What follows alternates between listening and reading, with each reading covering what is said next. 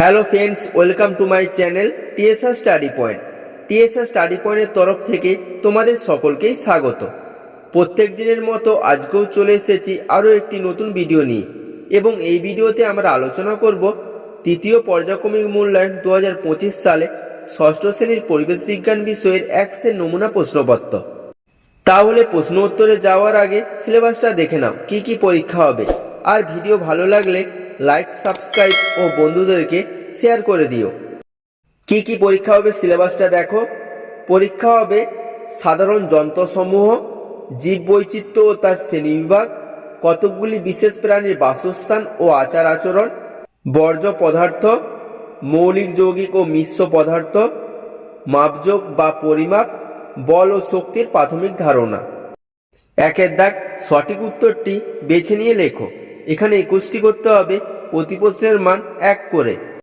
1 নম্বর প্রশ্ন, মাছ ধরার ছিপ হলো প্রথম শ্রেণীর লিভার, দ্বিতীয় শ্রেণীর লিভার, তৃতীয় শ্রেণীর লিভার।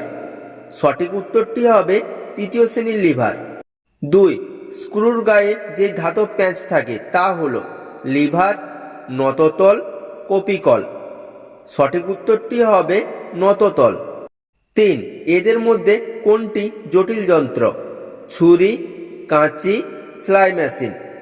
সঠিক উত্তরটি হবে সেলাই মেশিন। 4, ছত্রাকের জীবরাজ্য হল প্লান্টি, ফাঞ্জাই, মোনেরা। সঠিক উত্তরটি হবে ফাঞ্জাই। 5, ভাইরাস হল জীব ও জড় পদার্থের মাঝামাঝি অবস্থা, জড়। সঠিক উত্তরটি হবে জীব ও জড় পদার্থের মাঝামাঝি অবস্থা। 6, জলজ রেশম হল প্রকৃতপক্ষে একটি মস, শ্যাওলা, ছত্রাক। সঠিক উত্তরটি হবে শ্যাওলা। 7, কেঁচো কোন পর্বভুক্ত প্রাণী? Mollusca, Arthropoda, Annelida. সঠিক উত্তরটি হবে অ্যানিলিডা। 8, মৌমাছির ভাষা আবিষ্কার করেন লরেঞ্জ, কার্ল ভন ভিস, সালিম আলী। সঠিক উত্তরটি হবে কার্ল ভন ভিস। 9, উইপোকা গাছের কোন অংশটি হজম করতে পারে? Lactose, sucrose, cellulose. সঠিক উত্তরটি হবে সেলুলোজ। 10, রানী মৌমাছির কাজ হলো চাক তৈরি করা, ডিম পাড়া, মধু সংগ্রহ করা। সঠিক উত্তরটি হবে ডিম পাড়া। 11, পোকামাকড়দের মহাকাব্য বইটি কার লেখা? লরেঞ্জ, জো অ্যারিফেবা, চার্লস ডারউইন। সঠিক উত্তরটি হবে জো অ্যারিফেবা। 12, এম কে চন্দ্রশেখর কোন প্রাণী নিয়ে গবেষণা করেন? বাদুড়, বাঘ, শিম্পাঞ্জি। সঠিক উত্তরটি হবে বাদুড়। 13, একটি পুনর্ব্যবহারযোগ্য বর্জ্য পদার্থ হল প্লাস্টিক ব্যাগ, তরিতরকারির খোসা, অ্যালুমিনিয়ামের ফয়েল। সঠিক উত্তরটি হবে অ্যালুমিনিয়ামের ফয়েল। 14, কোনটি অনবীকরণযোগ্য শক্তির উৎস নয়? কয়লা, বায়ুশক্তি, পেট্রোলিয়াম। সঠিক উত্তরটি হবে বায়ুশক্তি। 15, ছুরি, কাটারি ব্লেড প্রভৃতির ধারগুলি সরু করা হয় কারণ এর ফলে ক্ষেত্রফল কমে ও চাপ বাড়ে, ক্ষেত্রফল বাড়ে ও চাপ কমে, ক্ষেত্রফল একই থাকে। সঠিক উত্তরটি হবে ক্ষেত্রফল কমে ও চাপ বাড়ে। 16, এদের মধ্যে কোনটি তরল ধাতু? ধোঁয়া, পারদ, তামা। সঠিক উত্তরটি হবে পারদ। 17, খাদ্য লবণ calcium sodium, calcium chlorine, sodium potassium মৌল দিয়ে তৈরি হয়। সঠিক উত্তরটি হবে ক্যালসিয়াম ক্লোরিন মৌল দিয়ে তৈরি হয়। 18, রূপোর চিহ্নটি হল Na, Ag, Mg। সঠিক উত্তরটি হবে রূপোর চিহ্নটি হল Ag। 19, উষ্ণতার একক হল অ্যাম্পিয়ার, ক্যান্ডেলা, কেলভিন। সঠিক উত্তরটি হবে উষ্ণতার একক হল কেলভিন। 20, স্পাই এর মান হল 3.14, 4.14, 2.14। সঠিক উত্তরটি হবে স্পাই এর মান হল 3.14। 21, সুস্থ পরিবেশের জন্য আমরা স্কুলের কোন জিনিসটি কখনোই ব্যবহার করব না? প্লাস্টিকের ব্যাগ, চটের ব্যাগ, পাটের থলি। সঠিক উত্তরটি হবে প্লাস্টিকের ব্যাগ। 2 দাগ, নিচের প্রশ্নগুলির নির্দেশ মতো উত্তর দাও। 2 এ শূন্যস্থান পূরণ করো। এখানে 5টি করতে হবে, প্রতি প্রশ্নের মান 1 করে। 1, উদ্ভিদের বৃদ্ধি পরিমাপ করা হয় ড্যাশ যন্ত্র দিয়ে। উত্তর হবে উদ্ভিদের বৃদ্ধি পরিমাপ করা হয় অক্সানোমিটার যন্ত্র দিয়ে। 2, জন্মের সময় নীল তিমির বাচ্চার ওজন ড্যাশ। উত্তর হবে জন্মের সময় নীল তিমির বাচ্চার ওজন 2500 কেজি। 3, যে বিন্দুকে কেন্দ্র করে লিভার অবাধে ঘুরতে পারে তাকে ড্যাশ বলে। উত্তর হবে যে বিন্দুকে কেন্দ্র করে লিভার অবাধে ঘুরতে পারে তাকে আলম্ব বলে। 4, ড্যাশ হলো ফুলের মধ্যে অবস্থিত মিষ্টি রস। উত্তর হবে নেকটার হলো ফুলের মধ্যে অবস্থিত মিষ্টি রস।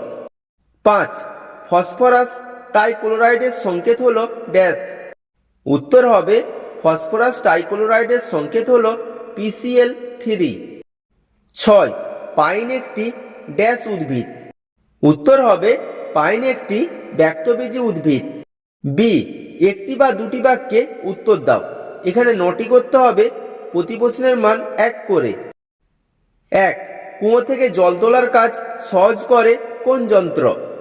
উত্তর হবে কপিকল। 2, প্রথম শ্রেণীর লিভারে আলম্ব বিন্দু কোথায় থাকে? উত্তর হবে প্রথম শ্রেণীর লিভারে আলম্ব বিন্দু বাধা ও প্রযুক্ত বলের মাঝখানে থাকে। 3, প্রজাতি কাকে বলে? উত্তর হবে একই বৈশিষ্ট্যযুক্ত জীবগোষ্ঠীকে বলা হয় প্রজাতি। 4, ব্যাকটেরিয়ার রাজ্যকে কি বলা হয়? উত্তর হবে ব্যাকটেরিয়ার রাজ্যকে মোনেরা বলা হয়। 5, শিম্পাঞ্জি কোন মহাদেশে পাওয়া যায়? উত্তর হবে শিম্পাঞ্জি আফ্রিকা মহাদেশে পাওয়া যায়। 6, স্বাস্থ্যকেন্দ্র থেকে পাওয়া যায় এমন একটি বর্জ্য পদার্থের নাম লেখো। উত্তর হবে ইঞ্জেকশনের সিরিঞ্জ।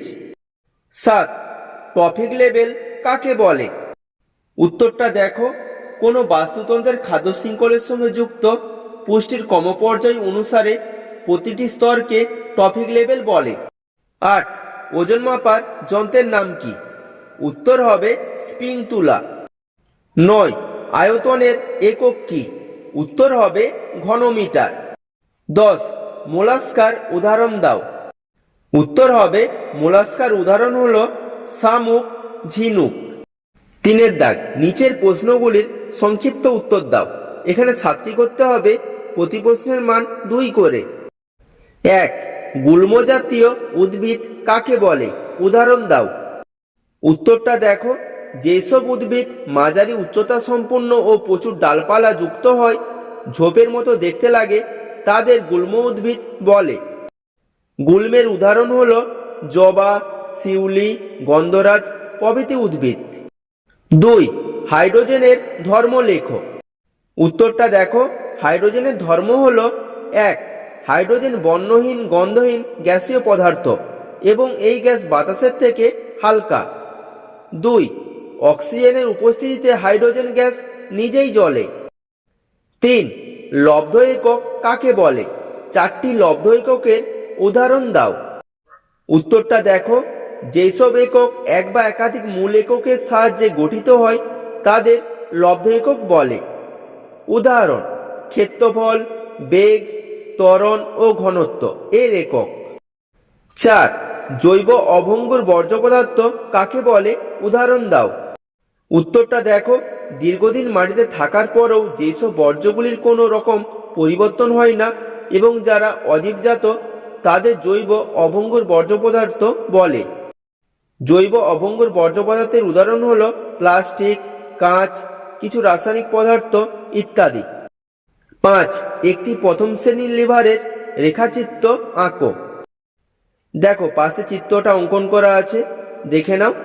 প্রথম শ্রেণীর লিভারে বাধা প্রয়োগ বিন্দু বি এবং বল প্রয়োগ বিন্দু এ এর মাঝামাঝি জায়গা আলম্ব বিন্দু সি অবস্থান করে। পাশের ছবিতে ভালোভাবে উল্লেখ করা আছে, দেখে নাও। 6, পৃথিবীতে সব খাবারের শক্তির উৎস সূর্য, উক্তিটি ব্যাখ্যা করো। উত্তরটা দেখো, সবুজ উদ্ভিদ সূর্যের আলো ও অন্যান্য উপাদানের সাহায্যে নিজের দেহে খাদ্য তৈরি করে।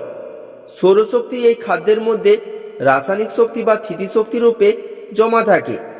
তৃণভোজী প্রাণীরা উদ্ভিদকে খাদ্যরূপে গ্রহণ করে এবং মাংসাশী প্রাণীরা ওইসব তৃণভোজী প্রাণীদের খেয়ে বেঁচে থাকে। এইভাবে খাদ্যের মধ্যে থাকা শক্তি উদ্ভিদ থেকে সমগ্র প্রাণী জগতে ছড়িয়ে পড়ে। তাই বলা যায় পৃথিবীর সব খাবারের শক্তির উৎস সূর্য। 7. শত্রুর দেহে হুল ফোটালে শ্রমিক মৌমাছিরা বাঁচে না কেন? উত্তরটা দেখো। শ্রমিক মৌমাছির হুলে একদিকে খাঁজ কাটা থাকে এবং অন্য দিকটা তাদের পেটের সঙ্গে শক্তভাবে যুক্ত থাকে। মৌচাকে শত্রুর আক্রমণ হলে শ্রমিক মৌমাছিরা শত্রুর দেহে হুল ফোটায়। শত্রুর শরীরে হুল ঢুকলে সেটি শ্রমিক মৌমাছির পেট থেকে ছিঁড়ে শত্রুর শরীরে আটকে থাকে, ফলে শ্রমিক মৌমাছি মারা যায়। দেখো, 4 দাগের প্রশ্নগুলি এখানে সাজেশন আকারে আলোচনা করলাম। এই প্রশ্নগুলি কিন্তু এবারে পরীক্ষার জন্য খুবই ইম্পর্টেন্ট, তাই তোমরা এই প্রশ্নগুলির উত্তর তোমাদের পাঠ্য বই থেকে ভালোভাবে করে নেবে। যদি কিছু সমস্যা হয় কমেন্ট করে জানিও। তাহলে প্রশ্নগুলো দেখো। 4 দাগে তোমাদের 7টা করতে হবে, প্রতি প্রশ্নের মান 3 করে। এখানে 21 নম্বর থাকবে। 1. টিকা লেখো। 4R। 2. ট্যাপেটাম লুসিডাম কি?